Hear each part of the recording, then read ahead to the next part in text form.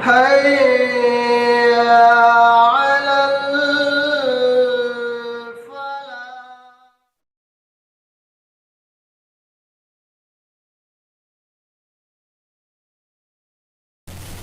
السلام عليكم ورحمة الله وبركاته. الحمد لله رب العالمين والصلاة والسلام على رسوله الأمين وعلى آله وأصحابه أجمعين، أما بعد. فأعوذ بالله من الشيطان الرجيم. بسم الله الرحمن الرحيم.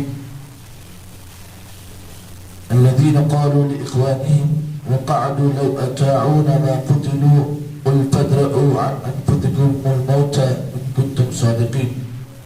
ولا تحسبن الذين قتلوا في سبيل الله أمواتا بل أحياء عند ربهم يرزقون. محترم بھائیوں اور بزرگوں، آج کے درس میں آپ حضرات کے سامنے سورہ آل عمران کی دو مشہور آیتیں تلاوت کی گئی ہیں. پہلی آیت 168 اور دوسری آیت 159. یہ دونوں آیتیں آپ کے سامنے پیش کی گئی. اللہ رب العالمین نے ان دونوں آیتوں کے اندر پہلی آیت میں اللہ رب العالمین نے منافقوں کا تذکرہ کرتے ہوئے فرمایا الذین قالوا لإخوانهم وقعدوا لو أطاعونا ما قتلوا. جو لوگ جنہوں نے اپنے بھائیوں کے بارے میں یہ بات کہی لو أطاعونا ما قتلوا، اگر یہ مومن ہماری بات کو مان لیتے، ہماری بات کو سن لیتے، ما قتلوا تو ان کا قتل نہیں ہوتا، ان کی شہادت پیش نہیں آتی. قل فادرؤوا عن انفسکم الموت، اللہ نے کہا اے نبی آپ کہہ دو کہ اگر تم میں طاقت ہو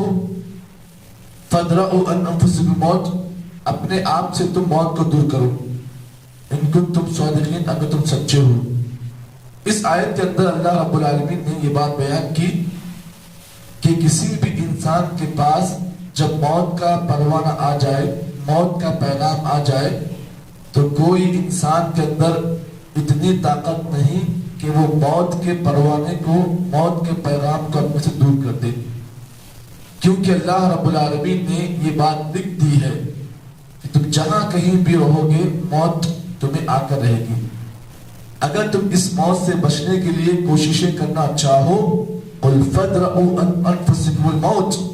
اگر تم اس موت سے بچنے کی کوشش کرنا چاہتے ہو تو اللہ نے کہا بچو، دیکھو ان کو تم اگر تم سچے ہو تو دیکھا جائے گا کہ تم اس موت سے کتنے بچو گے. پتہ یہ چلا کہ انسان اس موت سے جتنا بھی پیچھا کرنا چاہے، اس موت سے جتنا بھی انسان دور بھاگنا چاہے، لیکن موت انسان سے دور نہیں بھاگتی ہے بلکہ انسان کے پیچھے پیچھے لگے رہتی ہے. اللہ رب العالمین نے قرآن مجید کی ایک اور آیت میں اس بات کی وضاحت کرتے فرمایا اینما تکونوا یدرککم الموت ولو کنتم فی بروج مشیدہ. تم جہاں کہیں بھی رہو موت تمہارے پیچھے آئے گی. اگرچہ تم اس موت سے بچنے کے لیے اگر کسی مضبوط قلعے میں بند ہو جاؤ، کسی مضبوط عمارت میں بند ہو جاؤ اس موت سے بچنے کے لیے، لیکن موت وہاں بھی تمہارا پیچھا نہیں چھوڑے گی. اسی طریقے سے اللہ رب العالمین نے منافقوں کے بارے میں یہ بات سورہ جمعہ کی آیت میں اللہ نے فرمائی قل یا ایھا الذین ھادوا ان زعمتم انکم اولیاء للہ من دون الناس فتمنوا الموت ان کنتم صادقین ولا يتمنونه ابدا بما قدمت ایدیہم اللہ علیم بالظالمین. قل ان الموت الذي تفرون منه فانه ملاقيكم ثم تردون الى عالم الغیب والشہادہ فینبئکم بما کنتم تعملون. اللہ نے فرمایا اے نبی آپ کہہ دو قل یا ایھا الذین ھادوا، اے لوگو جو یہودی ہو، ان زعمتم انکم اولیاء للہ، اگر تم یہ گمان کرتے ہو کہ تم اللہ کے سچے ولی ہو، اللہ کے سچے دوست ہو، ان زعمتم انکم اولیاء للہ من دون الناس فتمنوا الموت، تو تم موت کی تمنا کرو اگر تم سچے ہو. پتہ یہ چلا کہ اللہ تعالیٰ کا ولی بننے کے لیے ایک چیز یہ بھی ہونی چاہیے کہ انسان کے اندر موت کی تمنا ہونی چاہیے. آگے اللہ نے فرمایا قل ان الموت الذي تفرون منه، اے نبی آپ ان لوگوں سے یہ بھی کہو کہ بے شک جس موت سے تم پیچھے بھاگتے ہو، جس موت سے تم چھوڑ کر اس موت کو تم بھاگنا چاہتے ہو، یاد رکھو ان الموت الذی تفرون منہ فانہ ملاقیکم، ایک دن ایسا آئے گا کہ موت سے تم کتنا بھی بھاگنا چاہو یہ موت تم سے ملاقات کر دے گی، تم سے ملاقات کر لے گی۔ ثم تردون الی عالم الغیب والشہادہ، پھر یہ موت تمہیں اس اللہ کے پاس لے جائے گی جو حاضر اور غائب کو جاننے والا ہے۔ یہ تمام آیتیں آپ کے سامنے اس لیے پیش کی گئی کہ اللہ رب العالمین نے اس موت کے سسٹم کو اس لیے بنایا تاکہ اللہ تعالیٰ یہ بات بتانا چاہتا ہے تم میں سچا کون ہے، تم میں جھوٹا کون ہے، کون اللہ تعالیٰ سے سچی محبت کرتا ہے اور کون اللہ سے مطلبی محبت کرتا ہے۔ اللہ نے اسی لیے موت کے سسٹم کو بیان کیا۔ پھر اس کے علاوہ صحیح مسلم کی وہ روایت بھی آپ سن لیں، اللہ کے نبی محمد عربی صلی اللہ علیہ وسلم نے فرمایا دو چیزیں ایسی ہیں جو انسان کے پیچھے برابر دوڑ کر آتی ہیں، دو چیزیں ایسی ہیں جو کسی بھی انسان کے پیچھے برابر لگی رہتی ہیں۔ کبھی کبھار کیا ہوتا ہے وہ دو چیزیں انسان سے آگے بڑھ جاتی ہیں اور کبھی کبھار کیا ہوتا ہے انسان ان دو چیزوں سے آگے بڑھ جاتا ہے۔ اب آئیے وہ دو چیزیں کون سی ہیں؟ صحیح مسلم کی روایت میں اللہ کے نبی نے فرمایا پہلی چیز انسان کی موت ہے اور دوسری چیز انسان کا رزق ہے۔ اللہ کے نبی نے فرمایا موت اور انسان کا رزق یہ دونوں انسان کے پیچھے آتے ہیں۔ کبھی کبھار کیا ہوتا ہے موت اور رزق کبھی کبھار انسان سے آگے بڑھ جاتے ہیں، کبھی کبھار کیا ہوتا ہے آپ دیکھتے ہیں کہ انسان کو اللہ تعالیٰ امید سے بڑھ کر رزق اس کو دیتا ہے، اور کبھی کبھار کیا ہوتا ہے انسان زندگی کی اس دوڑ میں موت سے آگے بڑھ جاتا ہے، ایسا آگے بڑھ جاتا ہے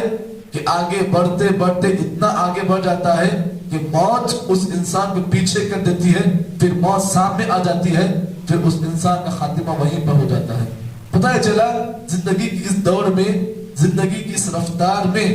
رزق اور یہ موت دونوں آپ کے پیچھے آ رہے ہیں۔ تو ہمیشہ ایک انسان کو یہ بات یاد رکھنی چاہیے کہ میں اس دنیا میں آیا ہوں تنہا ہوں، یہ نہ سمجھے، بلکہ انسان کے پیچھے اللہ تعالیٰ نے موت کو بھی اس کے پیچھے ساتھی بنا کر رکھا ہے، اور یہ موت کبھی کبھار انسان کو اتنا سختی سے دبوچ لیتی ہے کہ انسان اس دنیا کی رفتار میں جتنا آگے بڑھتا ہے موت بھی اس انسان کی زندگی میں اتنی آگے بڑھ کر آتی ہے۔ اسی لیے انسان کو زندگی میں ہمیشہ موت کو اپنے موافق رکھنا چاہیے، یہ عقل مند آدمی کی نشانی ہے۔ اسی لیے اللہ کے نبی صلی اللہ علیہ وسلم سے سوال کیا گیا اللہ کے رسول کہ بتائیے دنیا کا سب سے بڑا عقل مند آدمی کون ہے؟ اللہ کے نبی نے فرمایا الکیس من دان نفسہ وعمل لما بعد الموت، دنیا کا سب سے بڑا عقل مند آدمی وہ ہے جو اپنے نفس کا محاسبہ کرے، نفس کی جانچ پڑتال کرے اور موت کے بعد جو زندگی آنے والی ہے اس کے لیے توشہ تیار کرے۔ بتائیے چلا ایک انسان کو ہمیشہ یہ بات یاد رکھنی چاہیے کہ اللہ تعالیٰ اس کے پیچھے موت کو بھی رکھا ہے۔ آگے اللہ رب العالمین نے یہ بات بیان کی اور کہا وَلَا تَحْسَبَنَّ الَّذِينَ قُتِلُوا فِي سَبِيلِ اللَّهِ أَمْوَاتًا، لوگوں تم ان لوگوں کو جو اللہ کے راستے میں شہید کیے جائیں، اللہ کے راستے میں جو لوگ شہید ہو جائیں تم انہیں مردہ مت کہو، بل احیاء عند ربہم، بلکہ وہ اپنے رب کے پاس زندہ ہیں، یرزقون، اور انہیں رزق دیا جاتا ہے۔ قرآن مجید کی آیت میں اللہ رب العالمین نے یہ بات بیان کی کہ جو کوئی انسان جس کو اللہ تعالیٰ نے شہادت کا مرتبہ دیا تو اللہ رب العالمین نے اس کی عظمت کو بیان کرتے ہوئے، اس کی فضیلت کو بیان کرتے ہوئے اللہ نے فرمایا کہ وہ لوگ جو اللہ کے راستے میں شہید ہو جائیں تم انہیں مردہ مت کہو، بل احیاء عند ربہم، بلکہ وہ اپنے رب کے پاس زندہ ہیں، اور زندہ اس حالت میں ہیں یرزقون، انہیں رزق دیا جاتا ہے۔ سورہ بقرہ کی آپ اس آیت کو اٹھائیں جس میں اللہ رب العالمین نے ارشاد فرمایا یا ایھا الذین آمنوا استعینوا بالصبر والصلاۃ ان اللہ مع الصابرین ولا تقولوا لمن يقتل في سبيل الله اموات بل احیاء ولكن لا تشعرون. سورہ بقرہ کی اس آیت میں اللہ نے فرمایا کہ جو لوگ اللہ کے راستے میں قتل کیے جائیں، اللہ کے راستے میں جو لوگ شہید ہو جائیں، تم انہیں مردہ مت کہو، بل احیاء عند ربهم، بلکہ وہ اپنے رب کے پاس زندہ ہیں، ولكن لا تشعرون، لیکن وہ کیسے زندہ ہے اس کا علم تمہیں نہیں دیا گیا ہے. اللہ تعالیٰ اس کا بہتر علم جانتا ہے کہ شہید والا آدمی، شہادت والا آدمی جسے شہید کہتے ہیں، اللہ تعالیٰ کے پاس وہ کس حالت میں زندہ ہوگا، یہ اللہ تعالیٰ کو اس کا بہتر علم ہے. تو قرآن مجید کی یہ آیت کریمہ اور سورہ بقرہ کی یہ آیت کریمہ اس بات کا پیغام دیتی ہے کہ جو کوئی بھی انسان اللہ کے راستے میں شہید ہو جائے، اللہ نے اس کی تقریب کے لیے، اس کی تعظیم کے لیے بات بیان کی کہ ایسے انسان کو مردہ نہیں بولنا چاہیے. کیوں؟ اس لیے کہ مردہ بولنے سے اس آدمی کے مقام میں کمی آ سکتی ہے. تو اللہ تعالیٰ نے شہادت حاصل کرنے والے آدمی کے مقام کو اللہ نے بیان کیا، کہا کہ جو لوگ اللہ کے راستے میں شہید ہو جائیں تو انہیں مردہ مت کہو، بل احیاء عند ربهم یرزقون، بلکہ انہیں اللہ تعالیٰ صبح و شام رزق دیتا ہے. اب یہاں پر جو آدمی شہید ہو جائے اللہ کے راستے میں، اسے کیسے رزق ملتا ہے، اس کی زندگی کیسے ہوگی، اس کی صبح و شام کیسے ہوگی، انشاءاللہ کل کے درس میں آپ کے سامنے اس کی وضاحت کی جائے گی. اللہ سے دعا ہے کہ اللہ تعالیٰ مجھے اور آپ کو جتنی باتیں ان آیتوں کی روشنی میں پیش کی گئی ہیں، اللہ تعالیٰ ہم تمام کو ان تمام باتوں کے مطابق عمل کے توفیق عطا فرمائے. سبحان اللہ بحمدہ، سبحانک اللہم وبحمدک، نشہد ان لا الہ الا انت، نستغفرک ونتوب الیک. محترم بھائیوں اور بزرگوں، جیسا کہ آپ جانتے ہیں کہ آج بروز ہفتہ ہے، انشاءاللہ